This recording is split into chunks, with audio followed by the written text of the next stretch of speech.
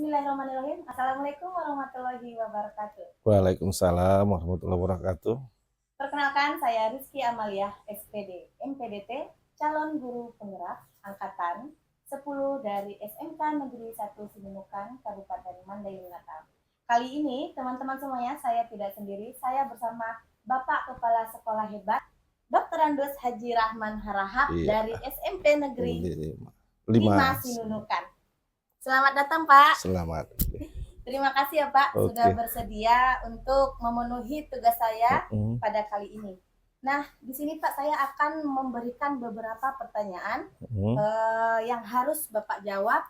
Bagaimana seperti biasa yang sudah memang Bapak alami kenyataannya di sehari-hari Bapak memimpin di sekolah. Ya. Siap ya Pak, saya beri pertanyaannya? Insya Allah. Baik Pak, untuk pertanyaan yang pertama, selama ini Bapak bagaimana sih dapat mengidentifikasi kasus yang merupakan dilema etika dan bujukan moral? Kalau di SMP kita ini masalah etika ini merupakan suatu yang paling utama yang kita berikan kepada anak-anak. Jadi untuk mengklasifikasikan daripada etika ini, kita itu sudah mempunyai suatu program di SMP kita itu. Ada tingkatan-tingkatannya di situ. Ada etika yang menyalahi nanti, istilahnya kita sudah ada poin-poinnya. Sampai poin tertentu nanti anak itu kita kasih hukuman. Hukumannya itu hukumannya mendidik. Itu dia ada tingkat pertama, tingkat kedua, tingkat ketiga dia. Jadi tergantung permasalahannya. Jadi untuk menyelesaikan itu nanti semua, kita itu akan mengadakan suatu musyawarah dengan Dewan Guru. Ini Dewan Guru itu nggak semua, ada juga Dewan Guru namanya Dewan Guru Inti untuk menangani khusus tentang ini. Iya. Jadi nggak sembarangan semua guru bisa menangani masalah ini. Kalau sudah masuk ke forum nanti guru inti aja nanti membahas ini, anak-anak ini diarahkan kemana? Berarti kalau ini menyelesaikan masalah dilema etika ini khususnya untuk siswa membutuhkan musyawarah dengan guru-guru inti ya Pak? Iya, Dewan Guru namanya kalau kita di situ. Baik Pak. Baik Pak, selanjutnya selama ini bagaimana Bapak menjalankan pengambilan keputusan di sekolah Bapak, terutama untuk kasus-kasus di mana ada dua kepentingan yang sama-sama benar atau sama-sama mengandung nilai kebaikan? Seperti di awal tadi saya katakan, kita tadi kan sudah mempunyai tingkatan-tingkatan untuk menyelesaikan daripada permasalahan yang menyangkut dengan etika. Di sini nanti kita libatkan di situ ada Dewan Guru. Dewan Guru ini atau Dewan Inti ini kita ini ada terlibat 4 di sini. 4 Dewan Guru. Yang pertama itu nanti ada PKS 1-nya, ada PKS 3-nya, dan ada yang kita katakan humasnya. Inilah nanti yang berperan di dalam itu. Jadi kalau permasalahan-permasalahan yang dikatakan tadi, ada 2 permasalahan sesuai dengan kepentingannya, kita lihat mana yang paling utama. Mana yang utama yang harus kita selesaikan, ya kita selesaikan. Itu yang kita bahas pertama. Ini maaf Pak, mencakup semua masalah baik siswa maupun masalah sekolah ya Pak ya? Iya, betul, masalah sekolah. Baik. Iya. Nah, kira-kira langkah-langkah atau prosedur seperti apa nih yang Bapak sering lakukan selama ini? Langkah-langkahnya, langkah awal ya. Pertama langkah awal untuk menyelesaikan permasalahan tentang etika tadi nih kan, menyangkut tentang etika kan. Yang pertama kalau kita seperti saya katakan tadi, kesalahan apa yang dia buat. Nah, kalau kesalahannya itu sudah fatal, langkah awal itu nanti yang pertama itu menyelesaikan itu untuk membimbing itu adalah PKS 1-nya. Menyelesaikan dia. Kalau seandainya PS1 enggak mampu, itu nanti humas, enggak langsung PS3, humas. Humasnya baru nanti kalau sudah nggak bisa lagi baru kita tanggung lagi bersama. Itu dia. Bapak pertama kali diskusi dengan PKS 1 dulu ya. Baru bersama-sama. Iya. Baik Pak. Nah, hal-hal apa saja yang selama ini Bapak anggap efektif dalam pengambilan keputusan pada kasus-kasus dilema etika? Yang paling efektif ya untuk menyelesaikan dilema tadi ini ya. Ya. Itu tadi ini pertanyaan ini mirip-mirip dengan semuanya nih, jawabannya mengarah ke situ tadi semua. Iya betul Pak. Memang saling berkaitan. Berkaitannya itu tadilah. Ya kita tadi itu ya bermusyawarah lah untuk menyelesaikan ini. Ya kalau memang sudah apa ya kita kasih tindakan kepada anak. Tindakan ini bukan tindakan untuk menghukum secara kekerasan, tapi kita mendidik. Mendidik dalam arti ya kita memberi contoh, dan kemudian anak itu kita awasi, bukan dijauhin. Bukan kita jauhin, nanti tersudut dia, semakin terpuruk dia kan. Jadi kita awasi, kita amati dia, kita kasih bimbingan-bimbingan terus, ikuti dia. Ini udah sering terjadi nih, alhamdulillah dengan teknik seperti kita bikin, anak-anak ini menjadi dekat dengan gurunya. Kita kasih kesempatan dia. Jangan dijauhi, kita kasih kesempatan. Misalnya dalam suatu kegiatan, ada kegiatan yang menyangkut tentang misalnya lah keagamaan. Karena kita kan di sini setiap Kamis, setiap Kamis itu ada kegiatan keagamaan, itu semacam ceramah. Jadi anak ini kita libatkan langsung di dalamnya. Misalnya ya untuk pertama awal supaya dia merasa berguna, kita kasih untuk mengabsen siswanya, untuk memanggil siswanya, begitulah dia Bu, yang kita lakukan ya. Ya, kalau dia misalkan berkaitan dengan dilema etika tentang memimpin guru-gurunya sama juga Pak? Ya sama. Sama Ya, seperti seperti itu itu ya. Baik, Pak. Nah, selanjutnya Pak, hal-hal apa saja yang selama ini merupakan tantangan dalam pengambilan keputusan pada kasus-kasus dilema etika yang sudah Bapak alami? Iya, tantangan yang pertama di sini, ya, yang selalu dilema sama kami di sini, keterlibatan orang tuanya sangat kurang. Kurang dalam arti di sini, mereka itu menyatakan, ya, kami nih Pak kan masih cari makan, kalau nggak bekerja kami apa yang kami kasih? Kami mencari dapat 1 hari, habis 1 hari. Jadi itulah dilema. Jadi kerjasama itu sangat minim dengan orang tua. Itulah kendala yang paling berat yang kami rasakan. Itulah dia. Kalau di sisi dalam memimpin guru-gurunya Bapak, tenaga didiknya? Oh, kalau tenaga didik, alhamdulillah semuanya guru-gurunya berkompeten, siap semua. Masya Allah ya, keren Iya. sekali Pak. Iya. Baik, apakah Bapak memiliki sebuah tata kala atau jadwal tertentu dalam sebuah penyelesaian kasus dilema etika? Apakah Bapak langsung menyelesaikan di tempat atau memiliki sebuah jadwal untuk menyelesaikannya? Bentuk atau prosedur seperti apa yang Bapak jalankan? Iya. Intinya begini ya, kok pengalaman saya memimpin di SMP 5 Sinunukan ini ya, kita itu ada terjadwal khusus untuk permasalahan etika anak ini. Karena ini kan merupakan satu hal yang paling prinsip ini. Kita semata-mata bukan mengejar prestasi anak. Kalau prestasi itu, kalau nggak ada etika itu nggak ada gunanya. Jadi kalau etika itu sudah terapa sama anak-anak, otomatis prestasi datang sendirinya. Jadi di SMP 5 ini ada terjadwal, itu ada pertemuan itu 2 kali dalam sebulan dengan Dewan Guru. Yang 4 tadi, membahas segala permasalahan yang masuk dari guru, yang datang dari bawah. Apa permasalahan yang muncul, digabung dalam pertemuan itu nanti kita membahas apa penyelesaiannya, tindakan apa yang kita bikin untuk anak ini, apa yang kita buat di sekolah kita ini. Misalnya banyak anak-anak itu kurang sopan santunnya itu ya terhadap guru kurang. Jadi salah satu misalnya kita bikin setiap hari ya Dewan Guru itu guru-guru semua lah, itu kadang-kadang kita berbaris di depan gerbang menyambut anak, menyapa anak dengan salam, dengan senyum. Jadi anak-anak itu kadang-kadang terbawa yang semula kehidupan dia keras dari rumah bisa datang dia dengan beberapa kita lihat ini bisa lembut dia, bisa tersenyum. Berarti tanpa mungkin Bapak atau Bapak Ibu guru di sekolah Bapak sadari itu sedang melaksanakan pembelajaran yang sudah diterapkan oleh Ki Hajar Dewantara. Iya, Pak, betul. memberikan kasih sayang Iya. kepada anak-anak. Baik Pak, selanjutnya adakah seseorang atau faktor-faktor apa yang selama ini mempermudah atau membantu Bapak dalam pengambilan keputusan dalam kasus-kasus dilema itu? Oh iya, itu udah tadi lah yang paling utama berperan di situ, semuanya berperan. Tapi yang berperan tadi itu adalah Dewan Guru tadi, yang 4 tadi itu. Ya, itu selalu berkomunikasi kita. Yang datangnya semuanya memang dari bawah. Digodok lah, nanti setelah dapat apanya, kita sampaikan sama semua keluarga guru besar lah yang ada di SMP itu. Itu dia. Nah, maksudnya itu adakah guru tertentu atau orang kepercayaan yang pihak kepercayaan yang paling membuat Bapak itu mudah dalam mengambil setiap keputusan, Pak? Iya, kalau kepercayaannya semuanya kita percayakan ya, semuanya itu. Tapi di dalam itu kan harus ada yang yang harus diberi tanggung jawab untuk itu. Itulah tadi yang Iya. tiga tadi itulah Iya, dia semua iya. yang Tadi membantu apa tadi yang kita. tiga itu, Pak? Yaitu dewan gurunya, ya dewan utama dalam guru itu ya satu PKS satunya, PKS 1. yang kedua itu PKS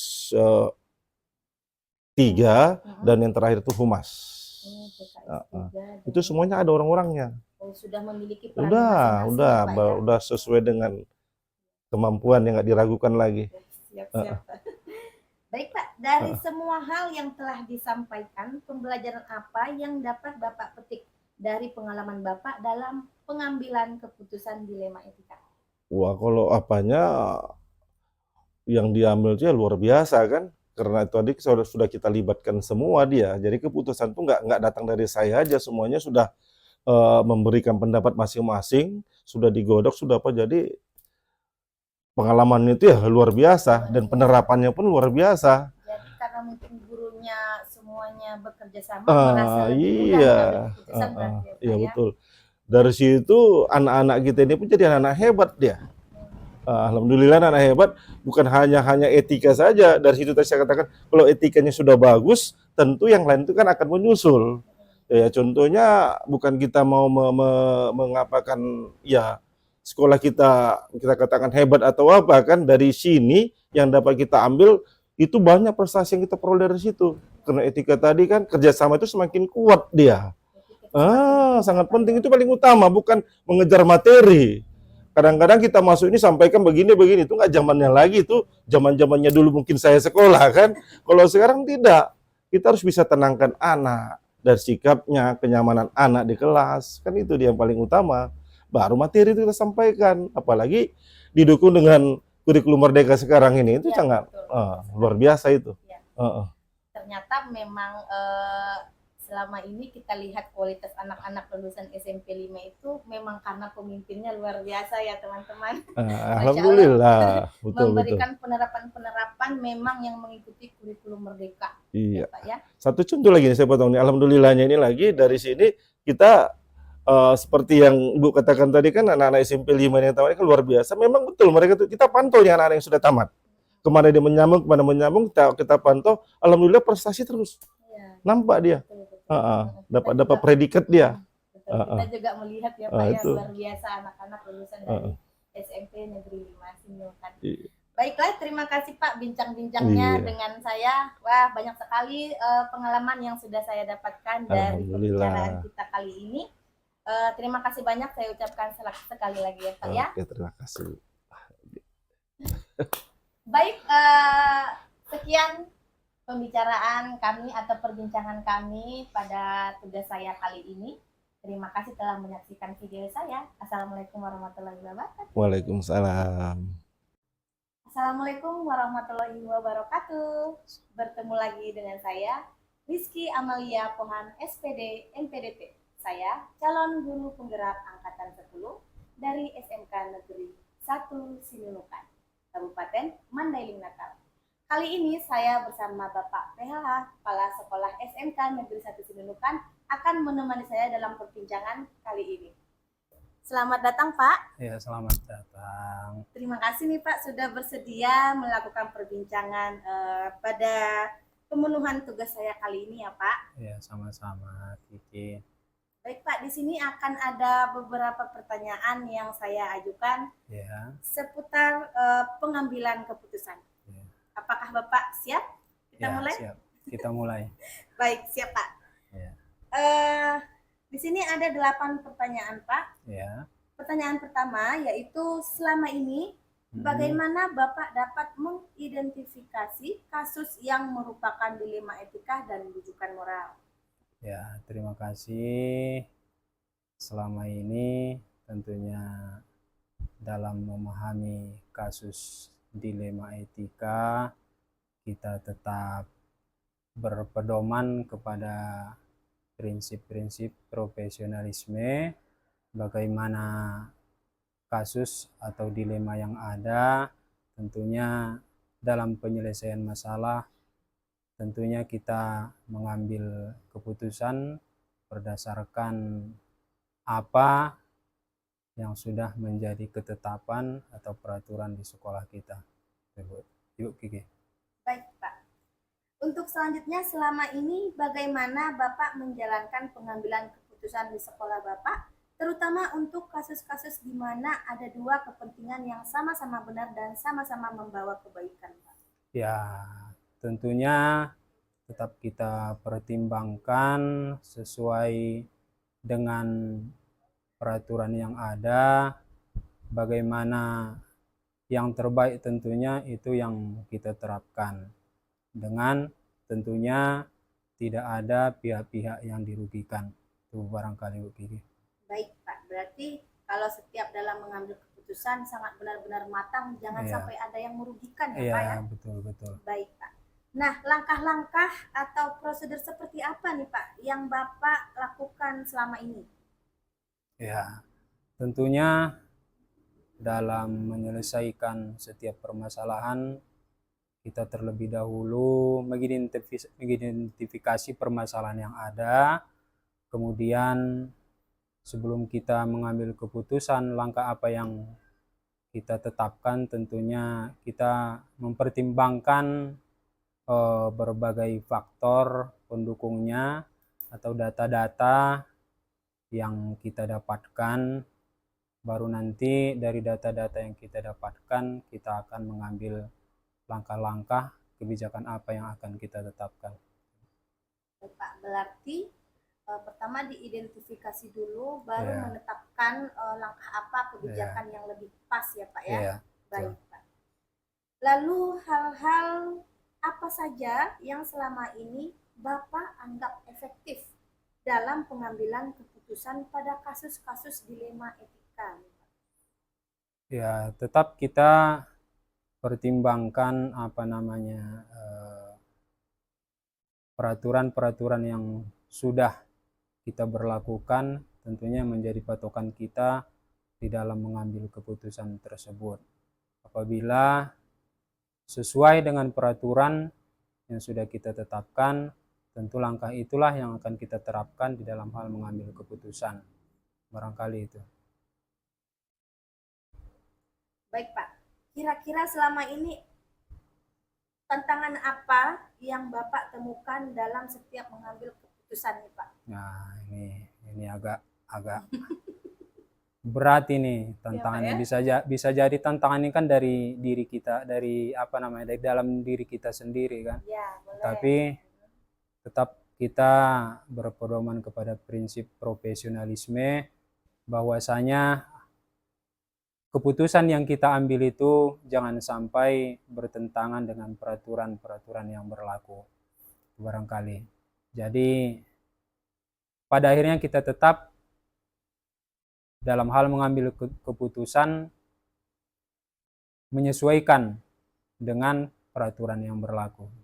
Berarti tantangan yang lebih besar itu diri sendiri, Diri ya, sendiri, Pak, ya? betul. Takut salah mengambil keputusan. Ya, takut salah mengambil keputusan, pada akhirnya nanti akan merugikan orang lain begitu. Oh iya, baik, siap, Pak.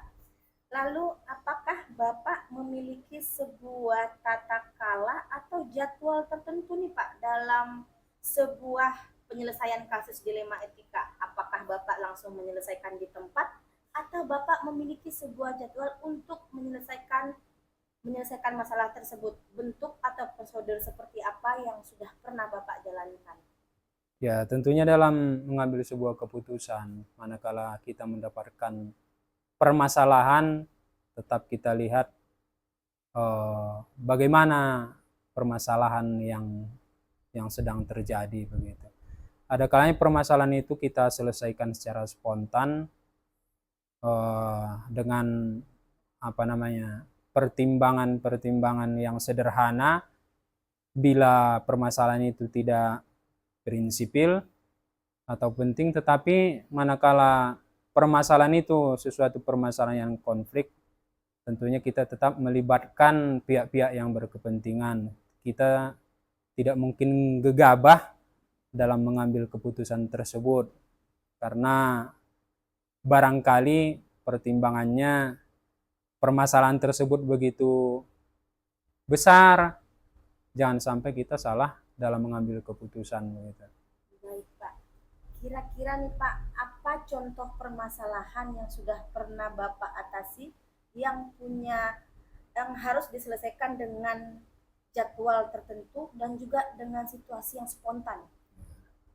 Ini tentunya kan permasalahan di sekolah itu lebih-lebih kepada apa namanya yang khusus itu kan permasalahan apa namanya Siswa mungkin bukan permasalahan pegawai kita barangkali kan. tenaga didik, Iya, tenaga pengajar. iya, tenaga pengajar. Barangkali sewaktu-waktu ada tenaga pengajar kita yang melakukan tindakan indisipliner, tentu kita ambil tindakan secara spontan.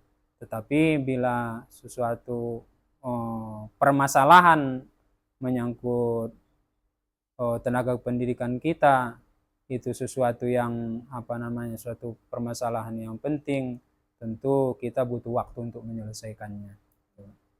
Baik, Pak. Lalu kira-kira ada nggak Pak seseorang atau faktor-faktor apa yang selama ini mempermudah Bapak atau membantu Bapak dalam pengambilan keputusan pada kasus-kasus dilema etika itu? Ya, namanya kita sebuah instansi, kita tidak bekerja sendiri, kita punya wakil-wakil, punya apa namanya, ketua-ketua jurusan, atau apa namanya, yang punya tugas-tugas tambahan lainnya. Apabila permasalahannya hanya menyangkut permasalahan-permasalahan yang bisa diselesaikan oleh staf kita, wakil kita, tentu kita berikan amanah atau kepercayaan sama mereka untuk menyelesaikannya. Tetapi apabila permasalahan itu sudah menyangkut permasalahan yang penting, yang harus melibatkan keputusan dari pihak kepala sekolah, tentu akan kita libatkan banyak pihak di dalam mengambil keputusan tersebut. Jadi tergantung kasusnya. Tergantung ya, Pak, kasusnya. Baik, Pak. Nah, dari semua hal yang telah Bapak sampaikan, pembelajaran apa yang dapat Bapak petik dari pengalaman Bapak dalam mengambil keputusan dilema etika? Ya, tentunya semakin semakin berat permasalahan yang kita hadapi, tentunya kita dituntut semakin bijaksana dalam menyelesaikannya. Faktor pengalaman mungkin sangat berpengaruh dalam pengambilan keputusan kita.